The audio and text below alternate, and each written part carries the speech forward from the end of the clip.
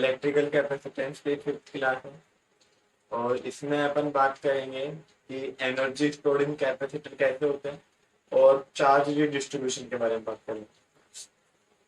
दो टॉपिक के बारे में बात करेंगे, है ना। तो फर्स्ट वन है आपके पास में एनर्जी स्टोर्ड इन कैपेसिटर। तो जब अपन कैपेसिटर को चार्ज करते हैं, ठीक है, तो उसमें जो चार्ज मूव करते हैं पॉजिटिव प्लेट से नेगेटिव प्लेट की तरफ, और जब वो मूव करेंगे चार्ज तो आपको कुछ ना कुछ क्या करना पड़ेगा, वर्क करना पड़ेगा एक्सटर्नल फोर्स से।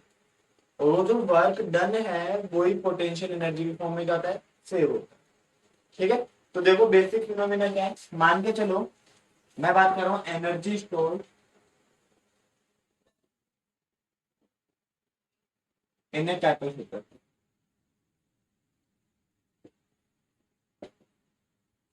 तो अपन पैरेलल प्लेट कैपेसिटर के बारे में बात करते हैं, ये आपका पैरेलल प्लेट कैपेसिटर, और ये पॉजिटिव प्लेट है, ये कैसी प्लेट है आपके पास में, नेगेटिव प्लेट। यहाँ पे प्लस, यहाँ पे माइनस। ठीक है, मान के चलते हैं इनिशियली स्टार्टिंग में let charge on plate A Q dash. तो इस पे तो प्लस क्यू डैश हो जाएगा और इस पे हो जाएगा माइनस का क्यू डैश हो जाएगा।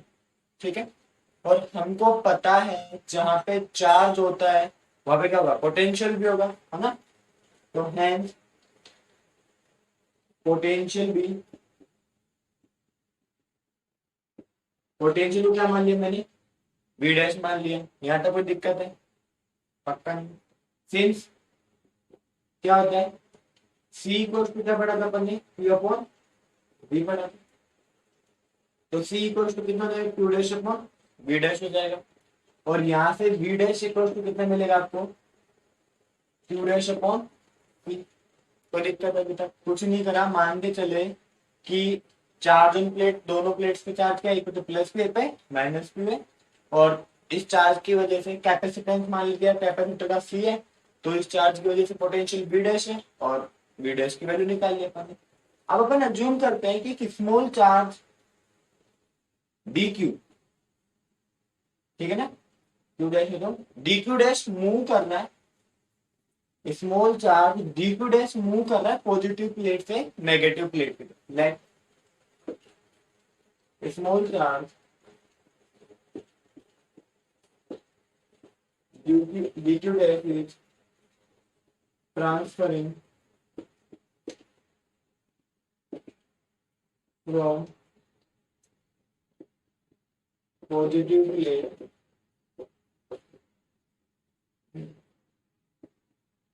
To the negative plate. किधर से किधर जा रहा है, पॉजिटिव प्लेट से नेगेटिव प्लेट की तरफ जा रहा है। अभी जब पॉजिटिव प्लेट से नेगेटिव प्लेट की तरफ जा रहा है तो आपको कुछ ना कुछ क्या करना पड़ेगा, काम करना पड़ेगा।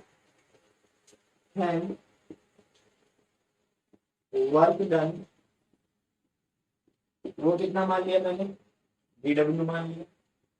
ठीक है, तो डी डब्ल्यू इक्वल टू कितना होता है, आपको पता होगा वोल्टेज का फॉर्मूला, डी इक्वल टू क्या पढ़ाया था मैंने, डब्ल्यू अपॉन क्यू पढ़ाया था फर्स्ट क्लास के अंदर।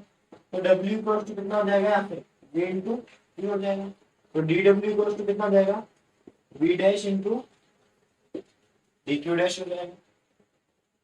D W equal to V dash की वैल्यू कितनी है आपके पास में, Q dash upon C into D Q dash. समझ लो एक बार इसको वापस से, दो प्लेट्स हैं, ए पे पॉजिटिव प्लस क्यू डैश है, ए पे माइनस क्यू डैश है। ठीक है, उस चार्ज की वजह से पोटेंशियल कितना हो गया आपका, वी डैश हो गया। ये कैपेसिटेंस का फॉर्मूला होता है, तो अपन ने यहाँ से वी डैश की वैल्यू निकाली। फिर अपन ने माना कि पॉजिटिव प्लेट से नेगेटिव प्लेट की तरफ डी क्यू डैश चार्ज का ट्रांसफर होगा।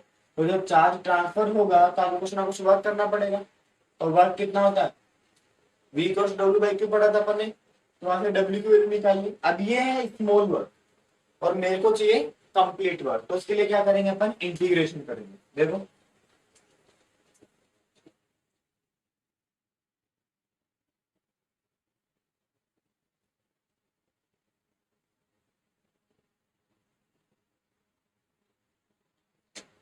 तो आपके पास में डी डब्ल्यू कितना आ गया, देखो कितना है, Q dash upon C into D Q dash, integrating both side,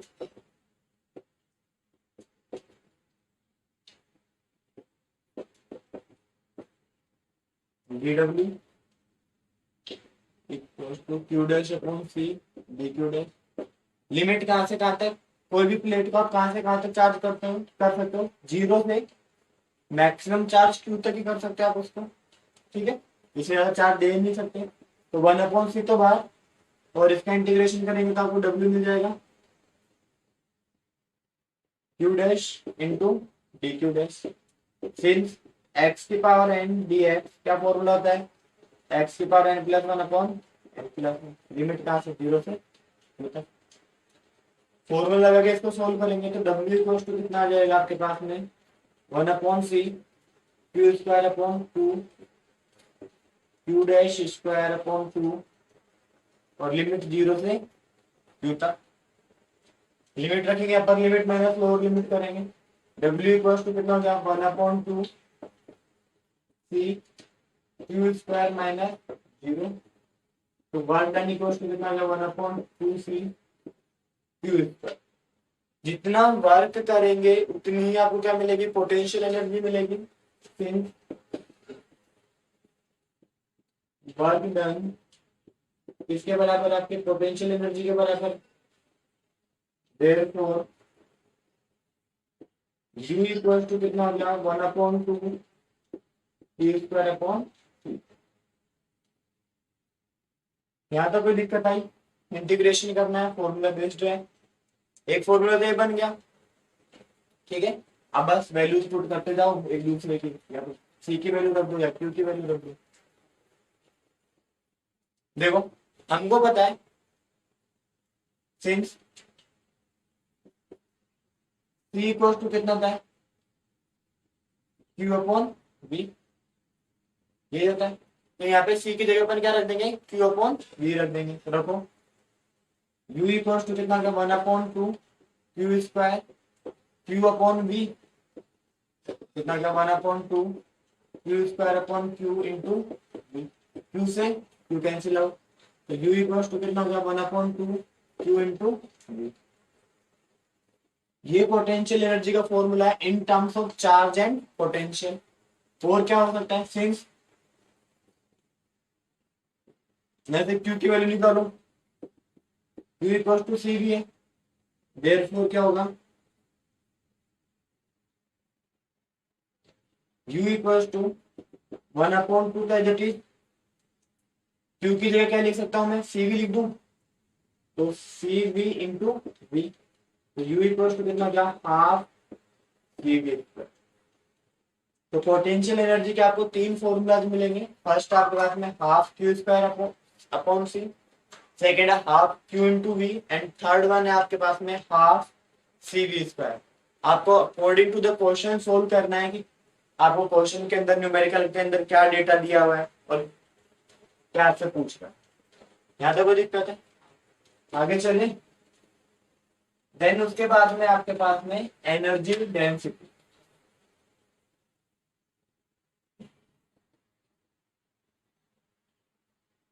बात करेंगे अपन energy density of parallel plate capacitor. Energy density, energy density क्या होती है, एनर्जी पर यूनिट वॉल्यूम, उसको क्या बोलते हैं अपन, एनर्जी डेंसिटी बोलते हैं। मतलब एनर्जी डेंसिटी क्या हो जाएगा, एनर्जी अपॉन वॉल्यूम हो जाएगा, ठीक है। तो उसको बोलेंगे अपन एनर्जी डेंसिटी, और उसको रिप्रेजेंट करते हैं स्मॉल यू से, small U equal to capital U upon we.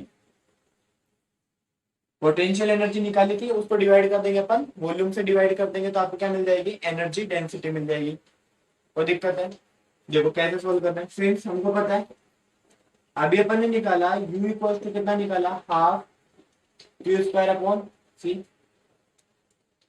कोई doubt, and we know that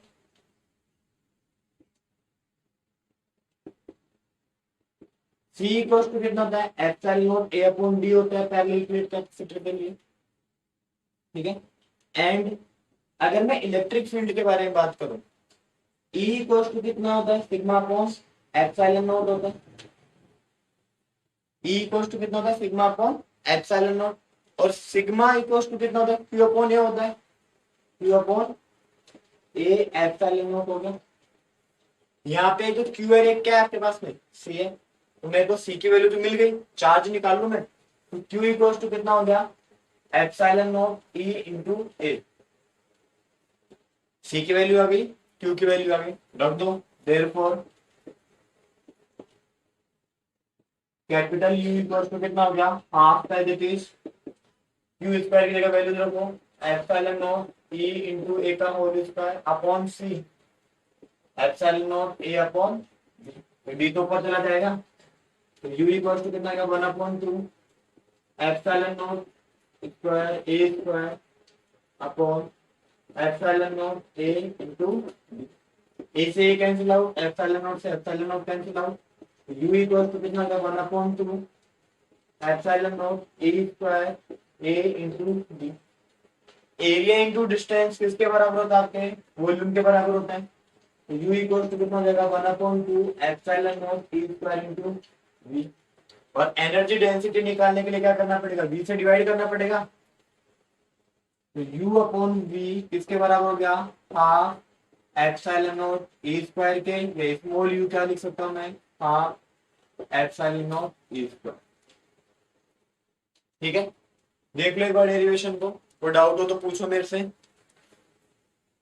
ठीक है। देखो करा क्या, पहले एनर्जी डेंसिटी को डिफाइन किया, एनर्जी पर यूनिट वॉल्यूम को क्या बोलते हैं, पहले एनर्जी डेंसिटी बोलते हैं, तो एनर्जी निकालेंगे और उसको डिवाइड कर देंगे वॉल्यूम से, तो ये तो एनर्जी का फॉर्मूला है, इसको कन्वर्ट करना था वॉल्यूम के टर्म्स में, तो वॉल्यूम कहां से लाए, तो हमको पता है C इक्वल टू ये होता है और इलेक्ट्रिक फील्ड इक्वल टू कितना होता है, सिग्मा की जगह Q अपॉन A रख सकते हैं, तो यहाँ से अपन ने Q की वैल्यू निकाल ली, फॉर्मूला के अंदर पुट करी, होल स्क्वायर किया, सोल्व किया, D नीचे से ऊपर चला गया, एरिया इंटू डिस्टेंस किसके बराबर होगा, वॉल्यूम के, वॉल्यूम को डिवाइड कर देंगे तो ये आ जाएगी आपके पास में energy density per unit volume हो जाएगी, ठीक है।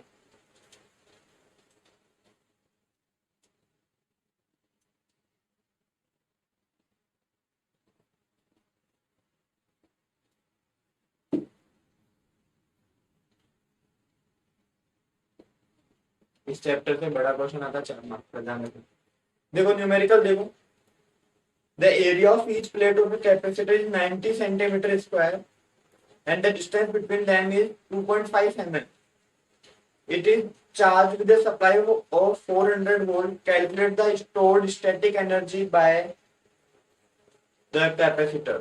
ठीक है, कुछ नहीं, आपको देखो क्या करना है, क्या क्या दिया हुआ है क्वेश्चन के अंदर, एरिया दिया हुआ है 90 सेंटीमीटर स्क्वायर, तो क्या लिख सकते हैं इसको, 90 इंटू 10⁻⁻⁴ मीटर स्क्वायर, डिस्टेंस दी हुई है 2.5 mm, तो उसको क्या लिख सकते हैं, 2.5 इंटू 10⁻³ मीटर लिख सकते हैं, ठीक है। और क्या डेटा दिया हुआ है आपको, वोल्टेज दिया हुआ है, V की वैल्यू कितनी आपके पास में, 400 वोल्ट, ठीक।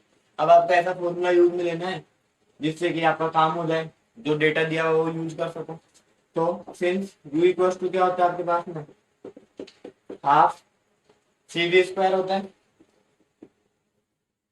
हाफ C की वैल्यू क्या होती है, epsilon not A upon D into V square, ठीक है। रखो वैल्यू 1/2 क्या इट इज 8.85 इंटू 10⁻⁻12, ये कितना आपके पास में 90 इंटू 10⁻⁴ अपॉन D कितना है 2.5 इंटू 10⁻³ इंटू 400 का स्क्वायर कितना हो जाएगा, 16 10⁻⁴, ठीक है। 10⁻⁻⁴ से 10⁻+4 कैंसिल आउट हो गया आपके पास में, सोल्व करो, ये पॉइंट हटाओ और यहाँ पे एक 0 लगा देते हैं, ये 10 की पावर जो है ये 0 से 0 कैंसिल आउट हो जाएगी, 10 की पावर माइनस से ऊपर जाके कैसे हो जाएगी, प्लस में हो जाएगी, ठीक है। तो आपको मिलेगा 1/2 885/25 इंटू 9 इंटू 10 की पावर माइनस में, ठीक है। और सॉल्व कर लो इसको, 5 से सिंप्लीफाई करो,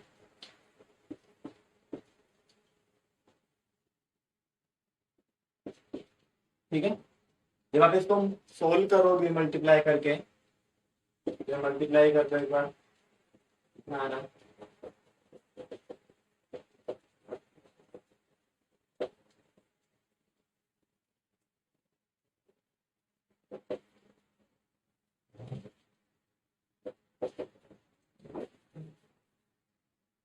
ठीक है देखो 8.85, ठीक है। वैल्यूज अपन ने सारी सही रखी है, ठीक है। 400 का स्क्वायर करेंगे तो आपको 1600 मिलेगा, और जब आप इसको सोल्व करने बैठोगे तो आपका आंसर मिलेगा 2.54 इंटू 10⁻⁻6 जूल।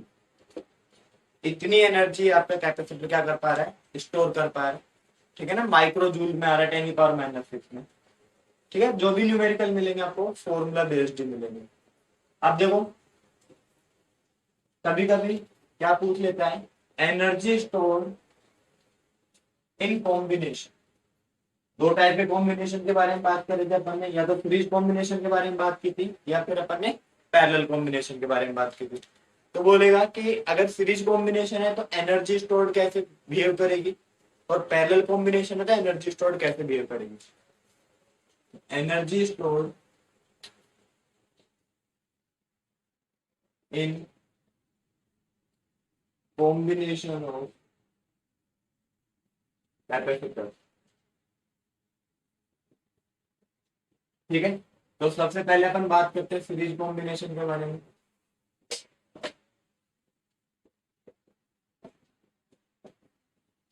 सीरीज कॉम्बिनेशन में क्या पढ़ा था अपन ने, 1/CS इक्वल्स टू कितना था, 1/C1 plus 1/C2 plus 1/C3 up to कहां तक, प्लस 1/CN तक होगा, है ना। सिंस U इक्वल्स टू क्या बताया था मैंने आपको, 1/2 Q² C बताया था कि नहीं बताया था। सीरीज के लिए बात करते हैं लगा देते हैं, और आपको पता है कि सीरीज कॉम्बिनेशन के अंदर चार्ज की वैल्यू क्या रहती है, सेम रहती है। तो मैं इसका लिख सकता हूँ 1/2 Q² इंटू 1/CS। 1/CS की वैल्यू है आपके पास में, U इक्वल टू कितना गया, 1/2 Q² 1/C1 plus 1/C2 plus 1/C। तो U इक्वल टू कितना गया, 1/2 Q²/C1 1/2 Q²/C2 1/2 Q²/CN। ये पहले कैपेसिटर के लिए, ये दूसरे के लिए, ये तीसरे के लिए। तो U इक्वल टू कितना हो गया, U1 plus U2 plus U3 UN। अगर मैं कॉम्बिनेशन के बारे में बात करूं तो जो पोटेंशियल एनर्जी है वो सबके सम के बराबर रहेगी। अगर एक कैपेसिटर तो उसकी पोटेंशियल एनर्जी, दो है तो दोनों को प्लस करके मिलेगी टोटल एनर्जी, तीन है तो तीन को प्लस करके मिलेगी, चार है तो चार को प्लस करके मिलेगी, ऐसा होगा। पैरेलल के अंदर भी सेम ऐसा ही होगा। देखो जो सीरीज के बारे में बात होगी, सेकंड बात करते हैं अपन पैरेलल कॉम्बिनेशन। तो पैरेलल कॉम्बिनेशन में क्या सेम रहता है आपका, पोटेंशियल, और क्या डिफर करता है आपका,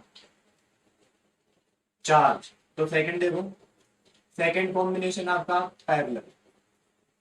पैरेलल कॉम्बिनेशन में सिंस पैरेलल में Cp इक्वल टू कितना होता है, C1 plus C2 plus C3 up to Cn। और हमको पता है एंड, हमको पता है U पैरेलल के लिए कितना देगा, हाफ CV²।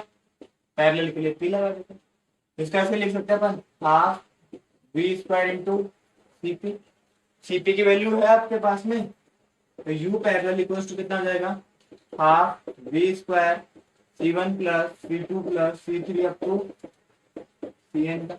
देखो क्या हो गया, half C1V² plus half C2V² plus half C3V² plus half CnV²। ये पहले कैपेसिटर के लिए। तो UP इक्वल टू कितना आ गया, U1 plus U2 plus UN।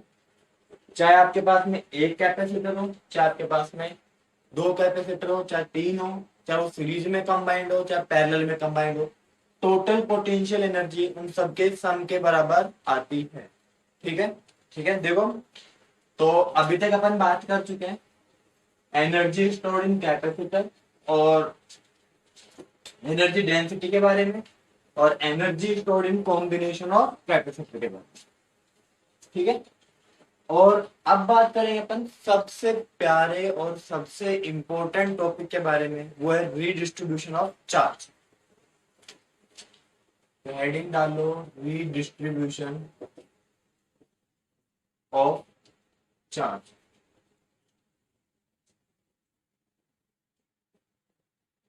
ध्यान रखेंगे ये एक चीज को फॉलो करता है, वो है आपके पास में चार्ज कंजर्वेशन को। Charge neither be created nor be destroyed.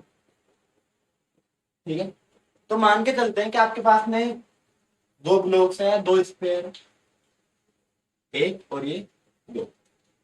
इसका कैपेसिटेंस है C1, इस पे चार्ज है Q1 और इस चार्ज की वजह से पोटेंशियल है V1। दूसरे का कैपेसिटेंस है C2, चार्ज है Q2 और वोल्टेज है V2। ये तो इनिशियल स्टेट में बात कर रहे हैं। ठीक है, रीडिस्ट्रीब्यूशन में क्या किया अपन, इन दोनों कैपेसिटर पे दोनों जो स्पेयर है उनको ज्वाइन कर दिया। आप मान के चलो पहले तो स्पेयर ऐसे अलग अलग रखे, ठीक है, फिर मैं इन दोनों को ज्वाइन कर दूं, तो देखो ऐसे ज्वाइन करेंगे कि रजिस्टर के थ्रू करेंगे, रजिस्टेंस के थ्रू, क्योंकि हीट डिसिपेशन होगा। और चार्ज हायर पोटेंशियल से लोअर पोटेंशियल की तरफ मूव करेगा हमेशा, ध्यान रखने वाली बात। तो मान के चलते हैं कि late V1 is greater than V2। V1 का पोटेंशियल क्या है, ज्यादा है V2 के कंपैरिजन में।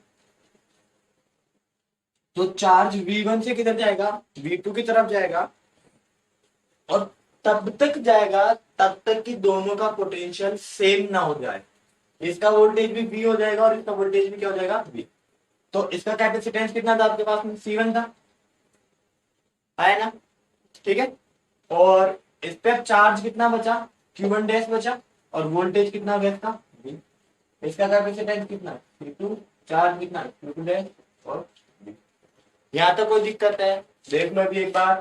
पहले तो रीडिस्ट्रीब्यूशन से पहले वाली बात बताइए अपन ने, ठीक है, फिर बाद में रीडिस्ट्रीब्यूशन के बाद वाली बात है। रीडिस्ट्रीब्यूशन से पहले C1 Q1 V1, C2 Q2 V2। Redistribution के बाद में C1 Q1 dash V, C2 Q2 dash और V। ये आपके पास में conducting part.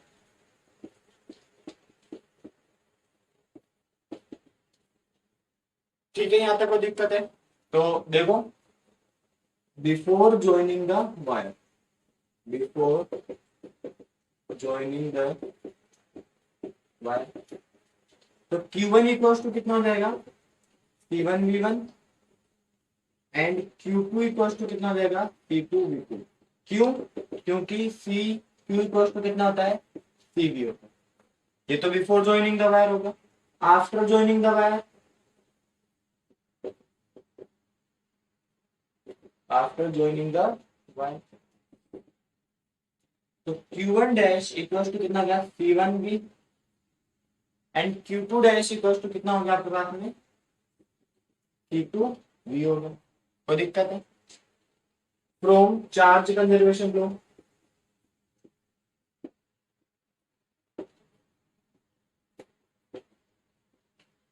Charge neither be created nor be destroyed. तो बिफोर और आफ्टर के चार्ज क्या रहेंगे, इक्वल रहेंगे। Charge before joining the wire equals to charge after joining the wire.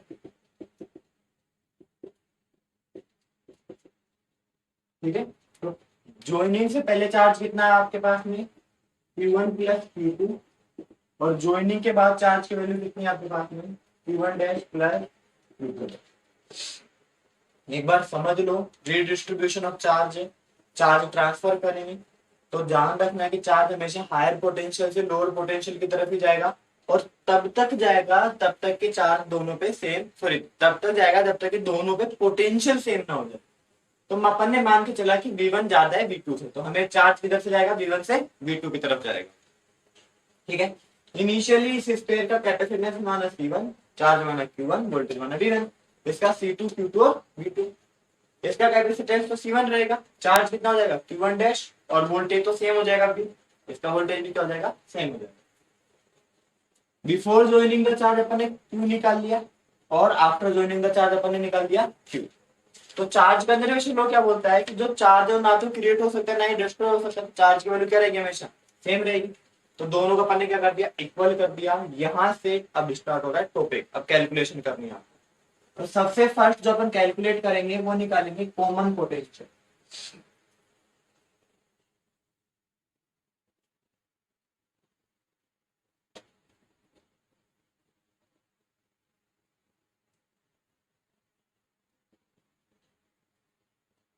Common potential का बहुत ही बड़ा रोल है, ध्यान रखना।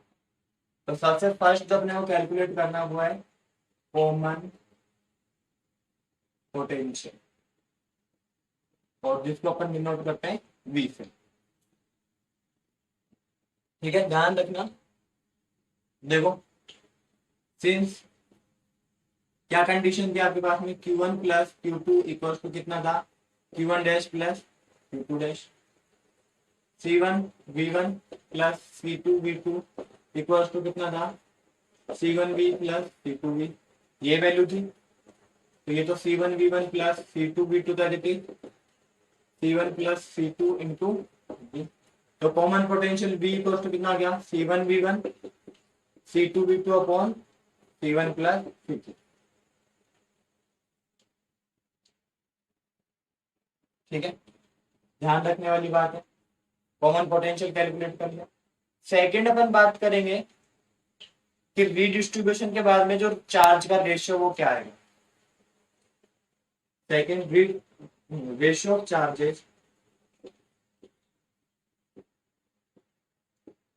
After redistribution.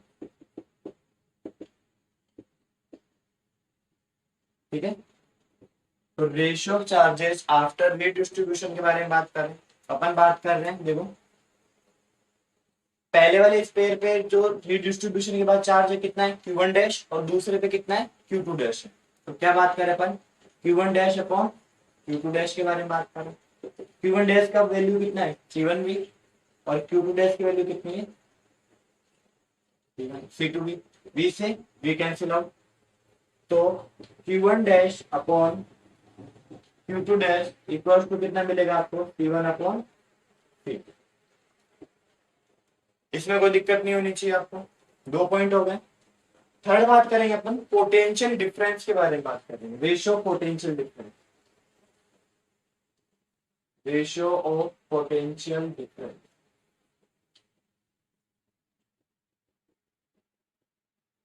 ठीक है, देखो V1 अपन ने ज्यादा माना था V2 से। V1 सिंस अपन क्या मान के चले थे, V1 is greater than V2, ये मान के चले थे। तो जो कॉमन पोटेंशियल है वो इन दोनों के बीच में आएगा, हेंस V1 बड़ा है V से, और V बड़ा है किससे, V2 से। अब मैं अगर पोटेंशियल डिफरेंस की बात करूं फर्स्ट स्पेयर के बारे में, तो देखो change in potential, potential of first conductor, तो वो आएगा आपके पास में डेल V1। V1 में किसको माइनस करेंगे अपन, V को माइनस करेंगे। तो V1 का एज इट इज आपके पास में, V की वैल्यू कितनी है आपके पास में, C1 V1 plus C2 V2 upon C1 plus V2। LCM लूंगा और सोल्व करूंगा आगे, तो डेल V1 एलसीएम कितना आएगा C1 प्लस C2 के बराबर। तो V1 मल्टीप्लाई होगा C1 प्लस C2 से, minus C1 V1 plus C2 V2। Calculation है सीधा, कुछ नहीं है। ठीक है, देखो आगे क्या करते हैं, कॉमन पोटेंशियल निकाल लिया, ये निकालिए। हाँ ठीक है,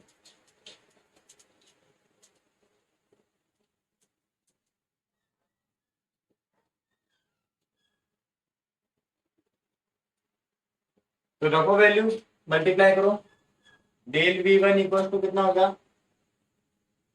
C1 V1 plus C2 V2, C2 V1 minus C1V1 minus C2V2 upon C1 plus C2, ये तो कैंसिल आउट हो गया। C2 दोनों में कॉमन ले लो, तो डेल V1 की वैल्यू कितनी आ गई, C2V1 minus V2 upon C1 plus C2। Now बात करेंगे अपन, नाउ चेंज इन पोटेंशियल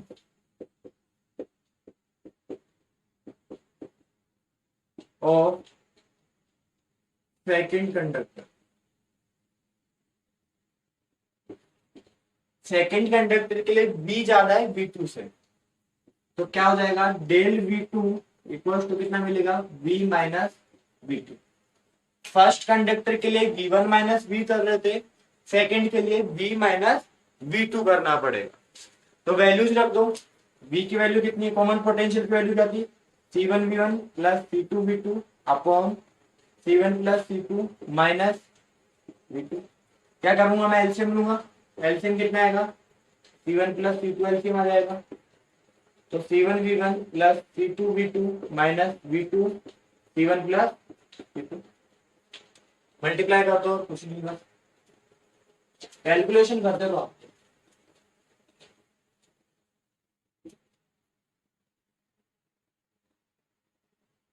तो डेल V2 इक्वल टू कितना होगा, देखो सोल्व करो, C1V1 plus C2V2 minus C1V2 minus C2V2 upon C1 plus, तो ये तो कैंसिल आउट हो गया C2V2 से, क्या कॉमन आ रहा है, C1 कॉमन आ रहा है, V1 minus V2 upon C1 plus C2।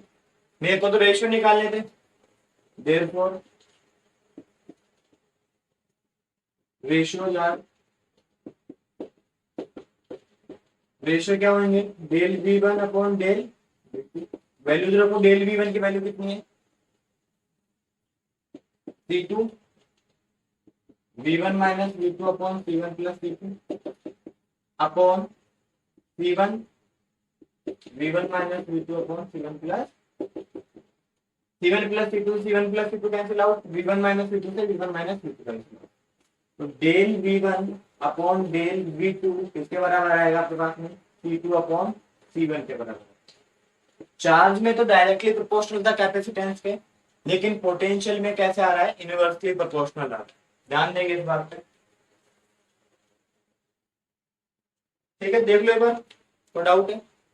फिर अपन बात करेंगे इसमें फोर्थ पॉइंट, बहुत ही ज्यादा इंपॉर्टेंट है, वो है एनर्जी लॉस, कि जब अपन ने चार्ज ट्रांसफर किया या रीडिस्ट्रीब्यूशन किया तो कितना एनर्जी का लॉस हुआ। तो एनर्जी लॉस कैसे निकालेंगे, final energy minus initial energy, और एनर्जी भी कौन सी, पोटेंशियल एनर्जी के बारे में बात करेंगे अपन। देखो फोर्थ और important, energy loss,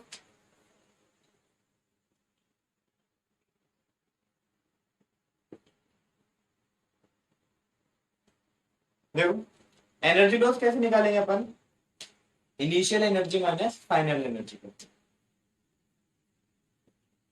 initial energy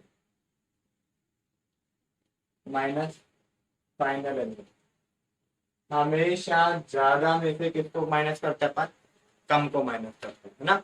तो energy before potential energy,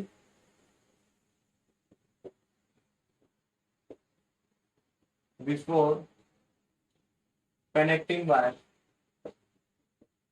connecting conductor, तो U इक्वल टू कितना हो जाएगा, पहले वाले कैपेसिटर की energy half C1V1 square plus half C2V2 square, potential energy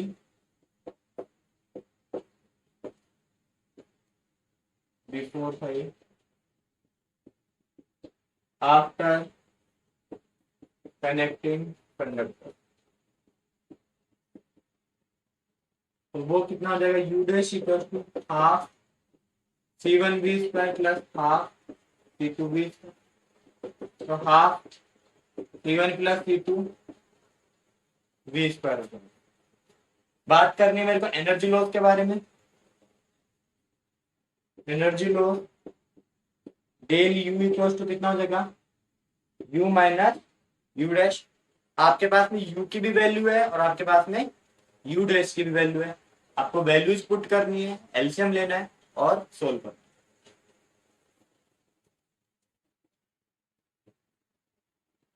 देखो डेल u किसके बराबर है आपके पास में, u माइनस यू डैश के। u की वैल्यू कितनी थी आपके पास में, half c1v1 square plus half c2v2 square minus half c1 plus c2 into V square. ये वैल्यू चाहिए आपके पास में, ठीक है। तो ये तो जो आपके हाफ है वो तो अपन कॉमन ले लेते हैं, हाफ अपन ने कॉमन ले लिया। c1v1 square plus c2v2 square minus c1 plus c2 into V square. Since common potential v किसके बराबर था आपके, c1 plus sorry c1v1 plus c2v2 upon c1 plus c2 के बराबर था। वैल्यू रखनी है आपके और वहां पे आपको चाहिए whole square. Therefore v square कितना हो जाएगा, c1v1 प्लस c2v2 का whole square upon c1 plus c2 का होल स्क्वायर, ठीक है ना। तो आपके पास में होल स्क्वायर के अंदर टर्म्स आ रही है, तो रख दो यहाँ पे वैल्यूज। हाफ तो बाहर, c1v1 square plus c2v2 square minus c1 plus c2 into c1v1 plus c2v2 का whole square upon c1 plus c2 का होल स्क्वायर। तो ये तो कैंसिल आउट हो गया, होल स्क्वायर से c1 प्लस c2 कितना हो गया, हाफ बाहर c1v1 square plus c2v2 square minus c1v1 plus c2v2 का होल स्क्वायर। अब सॉरी अपॉन में c1 प्लस c2 भी आपके पास, ठीक है। तो एलसीएम ले लो और होल स्क्वायर ओपन करो। पहले तो एलसीएम ले लो, तो कितना हो गया, half c1 plus c2 LCM आ जाएगा, दोनों टर्म से मल्टीप्लाई होगा c1 plus c2 into c1 v1 square plus c1 plus c2 v2 square minus c1 v1 plus c2 v2 का होल स्क्वायर अपॉन पूरे के अपॉन में क्या है c1 प्लस c2, ठीक है। मैं रफ कर देता हूं इधर से, खुद से सोल्व करोगे बिना कैलकुलेशन एरर के हुए, कोई दिक्कत नहीं आएगी कहीं पे भी।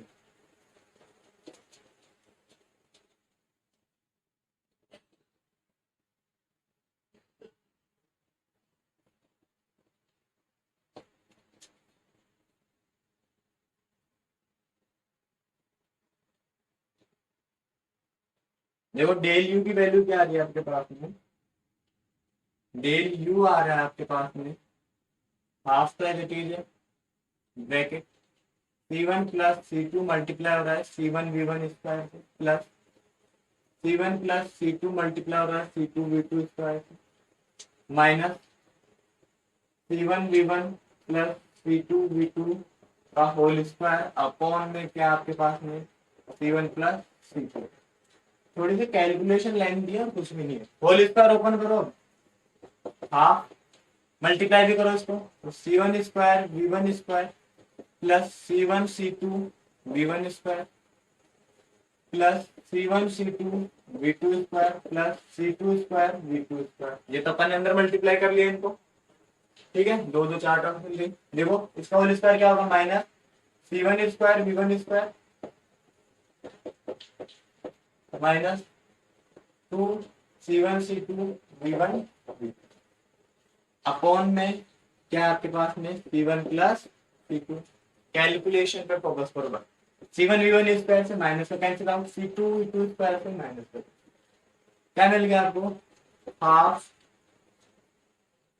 c1 c2 v1 square plus c1 c2 v2 square minus 2 c1 c2 v1 v2 upon c1 plus c2। क्या कॉमन आ रहा है दोनों टर्म्स में, c1 c2 कॉमन आ रहा है, हाफ c1 c2 कॉमन लिया, क्या मिलेगा v1 square plus v2 square minus 2v1v2 upon c1 plus A square plus B square minus 2ab। Identity बन रही है आपके पास में, देखो डेल यू किसके बराबर आ गया आपके पास में, half c1 c2 upon c1 plus c2, और ये आइडेंटिटी बन गई v1 माइनस v2 के होल स्क्वायर। ये आ गया आपके पास में change in sorry energy loss आ गया कि इतना क्या हुआ आपको लॉस हुआ एनर्जी का। अगर दोनों का पोटेंशियल सेम हो जाएगा तो एनर्जी लॉस भी कितना हो जाएगा, 0 हो जाएगा। कोई दिक्कत है? ठीक है, देख लो एक बार।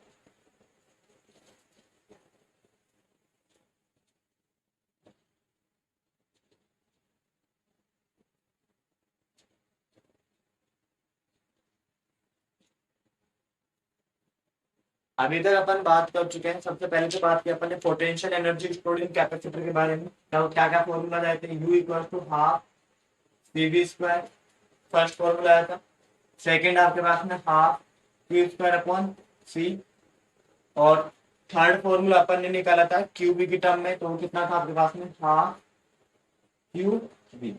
ये तीन फॉर्मूला कैलकुलेट करें। फिर अपन ने बात की एनर्जी डेंसिटी की U अपॉन V, वो कितना है आपके पास में, half epsilon not E square के बराबर आया था। ठीक है, फिर अगर मैं बात करूं कि potential energy in series combination, तो कितना आ रहा था वो आपके पास में, U1 plus U2 plus U3 up to कहां तक, UN तक। पैरेलल के बारे में बात करूं तो U1 plus U2 plus U3 UN तक, ये आ रहा था। फिर अपन ने बात की कॉमन पोटेंशियल V के बारे में, तो C1 V1 plus C2 V2 upon C1 plus C2, ये आया। फिर मैं बात कर रहा था चार्ज के बारे में, Q1 dash upon Q2 dash equals to कितना था, C1 अपॉन C2 के बराबर था।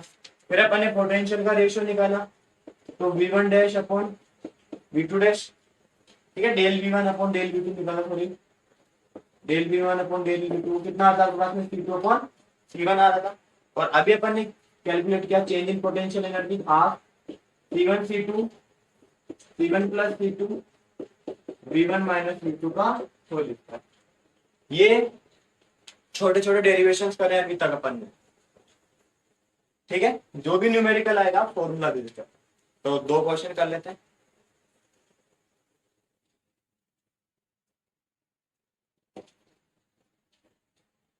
चार मार्क्स का क्वेश्चन आता है बोर्ड के अंदर, तो डेरिवेशन ही आ सकते हैं, ध्यान रखना है।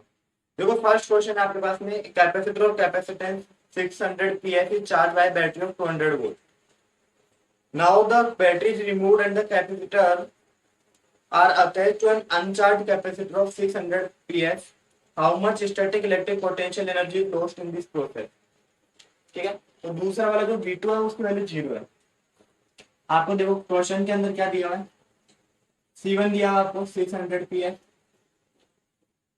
तो 600 इंटू 10 की पावर माइनस 12 फेरेड। C2 भी आपको कितना दिया है, 600 pf दिया हुआ, तो 600 इंटू 10 की पावर माइनस 12। V1 दिया हुआ आपको 200 वोल्ट, और V2 की वैल्यू कितनी दी आपको, 0 दी हुई। ठीक है, कुछ नहीं करना, फॉर्मूला लगाना बस। एनर्जी लॉस का फॉर्मूला कितना है, half C1 C2 upon C1 plus C2 V1 minus V2 का होल स्क्वायर। वैल्यूज रखो, half as it is, C1 कितना है 600 इंटू 10 की पावर माइनस 12, 600 इंटू 10 की पावर माइनस 12, प्लस करेंगे तो कितना हो जाएगा, -12, और 200 माइनस 0 का होल स्क्वायर। 10 की पावर -12 से 10 की power -12, double zero double zero, ये 2 से कैंसिल आउट हो गया। ठीक है, ये हो गया 1/4 600 इंटू 10 की पावर -12 इंटू उसका होल स्क्वायर करेंगे तो आपको कितना मिलेगा, 4 इंटू 10 की पावर 4। ये 4 से 4 कैंसिल आउट हो गया, तो ये आ गया आपके पास में 6 इंटू 10 की पावर -6 जूल। ठीक है, या आप बोल सकते हो इसको 6 माइक्रो जूल बोल सकते हो कैलकुलेट करने के, फॉर्मूला बेस्ड क्वेश्चन और क्वेश्चन।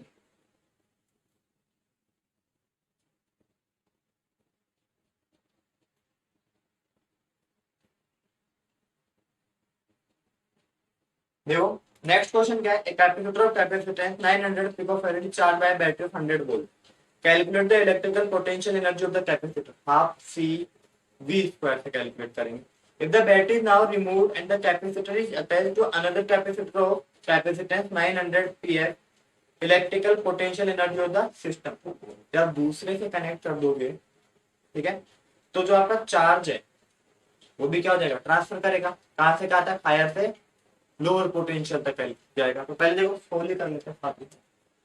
तो फर्स्ट केस में आपको दिया हुआ है कि कैपेसिटेंस दिया हुआ है, सी की वैल्यू आपके पास में 900 पिकोफैरेड, 900 इंटू 10 की पावर -12 फैरेड, और वोल्टेज दिया हुआ है आपको 100 वोल्ट। पोटेंशियल एनर्जी पूछा आपसे,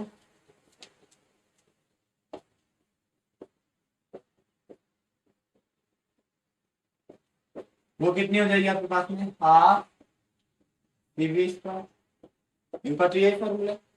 तो हाफ 900 इंटू 10 की पावर -12, 100 इंटू, तो यू इक्वल्स टू कितना आ गया, 2 4 6, 4.5 इंटू 10 की पावर -6 जूल।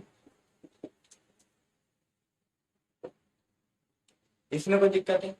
फिर बोला कि आपने कैपेसिटर के बैटरी को हटा दिया, दूसरे कैपेसिटर से उसको कनेक्ट कर दिया, तो चार्ज इक्वली डिस्ट्रीब्यूट हो जाएगा, है ना। Since charge is equally distributed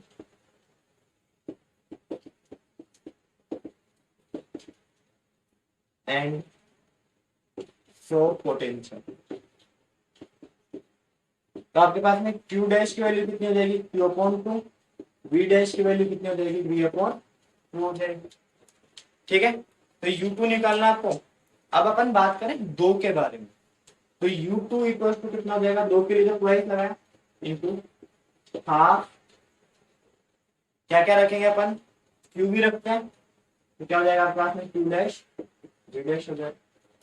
ठीक है, तो हाफ से तो आपका half cancel out, U2 equal to Q upon 2 into V upon 2, और इसको क्या लिख सकता मैं, हाफ या 1/4, या आप ऐसे लिख लो 1/2 इंटू 1/2 क्यू भी लिख सकते हैं। तो आपके हाफ जो क्यूवी है वो पोटेंशियल एनर्जी के बराबर होता है, ये किसके बराबर होता है, पोटेंशियल एनर्जी के, half into U, U2 equal to कितना गया, 1/2 इंटू 4.5 इंटू 10 की पावर -6 जूल, तो U2 की वैल्यू कितनी हो गई, 2.25 इंटू 10 की पावर -6 जूल। ठीक है, इलेक्ट्रिकल कैपेसिटेंस की क्लास में सिर्फ इतना ही। नेक्स्ट एक वीडियो लेके आएंगे इलेक्ट्रिकल कैपेसिटेंस पे, और उसमें न्यूमेरिकल सोल्व करेंगे। जो कॉम्बिनेशन ऑफ कैपेसिटेंस है, उस पर अच्छे अच्छे क्वेश्चंस बनते हैं, या जितने भी क्वेश्चन इस टाइप के क्वेश्चंस बनते हैं, वो सारे टाइप के क्वेश्चन सोल्व करेंगे। ये इलेक्ट्रोस्टैटिक कंप्लीट हो गया, और यहाँ तक आपके क्वेश्चन बनेंगे 7 मार्क्स के, ध्यान रखो 7 मार्क्स डिस्ट्रीब्यूट होगा आपके पास में 1 + 2 + 4 के फॉर्म में। 3 क्वेश्चन मिलेंगे राजस्थान बोर्ड के अंदर, एक तो 4 मार्क्स का, एक 1 मार्क्स का, एक 2 मार्क्स का, जिसमें से एक न्यूमेरिकल होगा 2 मार्क्स का। तो न्यूमेरिकल फर्स्ट चैप्टर से आने के चांसेस होते हैं इस चैप्टर से, तो अपन नेक्स्ट क्लास में एक वीडियो बनाएंगे न्यूमेरिकल्स के लिए। ठीक है, अभी के लिए इतना ही, और कोई डाउट होगा कमेंट।